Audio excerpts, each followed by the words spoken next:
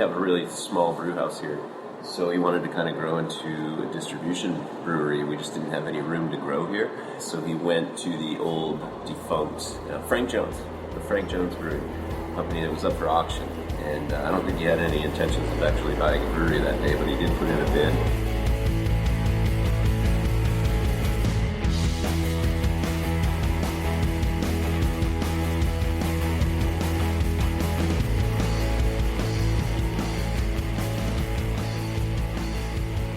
Hey all, Amanda here, and welcome to episode 50 of Great Beer Adventure. Today we have a brief brewery bio for you all, and it is quite the monumentous one. Our 50th episode brings us to New Hampshire. I know that New Hampshire isn't all that far away, but it's our first time out of the state on the show. Today we are going to Portsmouth Brewery. Way back in the Todd Mott days of Portsmouth Brewery, I actually sat outside in a freshly made leg cast in a shower bag on a dreary early March night waiting for Kate the Great. It was cold, so cold, but certainly one of my fondest beer adventure memories with my husband. Before we get into the story of Portsmouth, I want to give a quick thanks to our sponsor, Oak Hill Beverage, who is a huge part of this great beer adventure.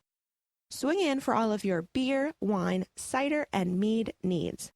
oakhillbeverage.com for hours. Let's head on down to the basement bar at Portsmouth Brewery.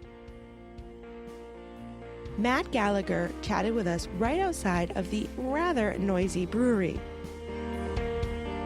Let's learn how the Portsmouth Brewery came to be. The brewery is owned by Peter Eggleston and Joanne Francis. Peter and his sister, Janet, first started the Northampton Brewery over in Northampton, Massachusetts together sometime in the mid to late 80s. I'm not completely sure on that. After that was up and running and successful, they kind of set their sights on Portsmouth, really saw some potential here in this town, came over here and opened up the Portsmouth Brewery together as brothers and sisters with a few other business partners in there.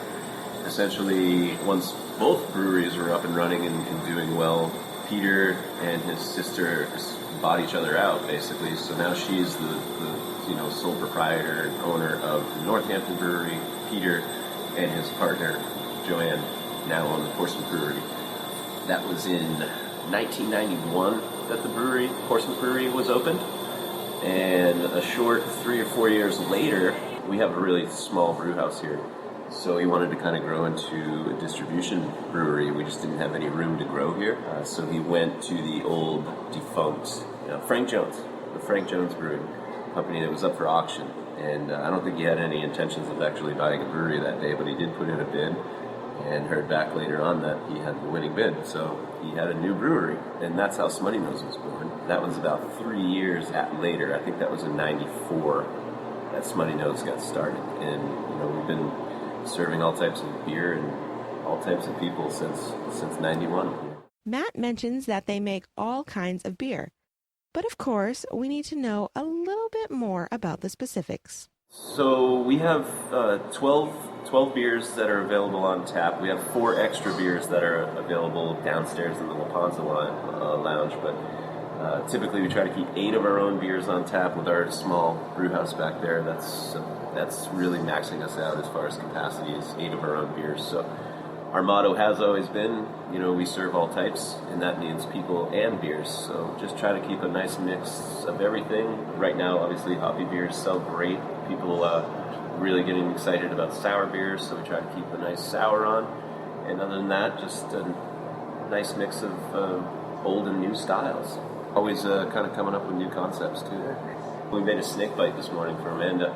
And we have one of our lines that we've dedicated to cider. We were selling cider by the bottle, and we started seeing, when, I don't know how to really call it this, but like when the gluten-free kind of craze hit, we noticed a huge increase in cider sales. So we wanted to kind of work with that, devoted one of our draft lines to draft cider, and we're working almost exclusively with a local cidery.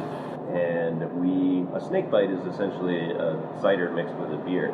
Typically it's mixed with a stout, but it doesn't necessarily have to be mixed with a stout. But right now we have on our coffee milk stout And the cider that we're running from North Country is called Sugar Shack. It's a cider that has real New Hampshire maple syrup, some walnuts, and some ginger. And just this morning I decided to do a little snakebite trial with our coffee milk stout and that Sugar Shack cider, and it's unbelievable. It's really, really good. The flavors complement, so well. If you are hoping to pick up some Portsmouth Brewery beers, you better plan a trip to the brewery. You can only find our beers right here. We don't distribute. We do sell a small, limited amount of bottles, 22-ounce bottles, through our retail gift store right upstairs. So people can take a few bottles home with them.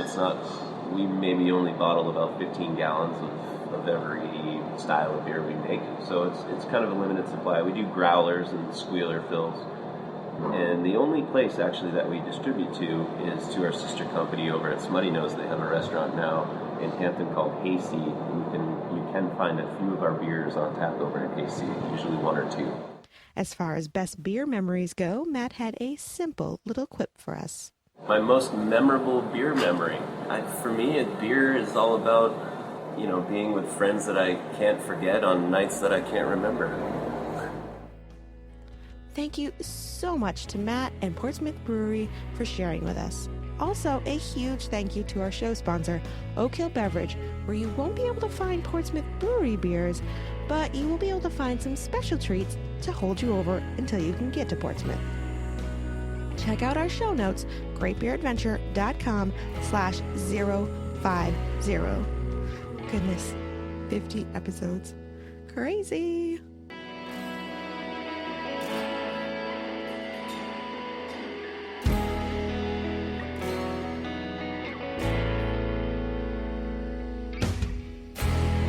The music throughout today's episode is by Old Etc. out of Biddeford, Maine. To learn more about them, head over to greatbeeradventure.com/music.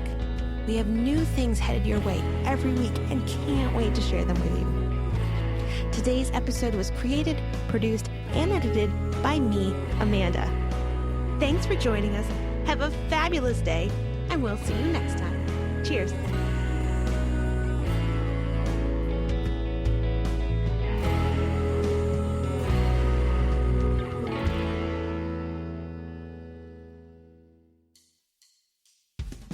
Want to know more? Be sure to find us on Instagram at Great Beer Women. If you haven't done so already, be sure to head over to greatbeeradventure.com/subscribe to subscribe. That way, you'll be the first to know when a new episode goes live. Also, don't forget to tell your friends about us. A small party is fun, but a huge party is extraordinary. Let's get more people knowing about beer in the great state of Maine. Great Beer Adventure is part of the Great Pint Society.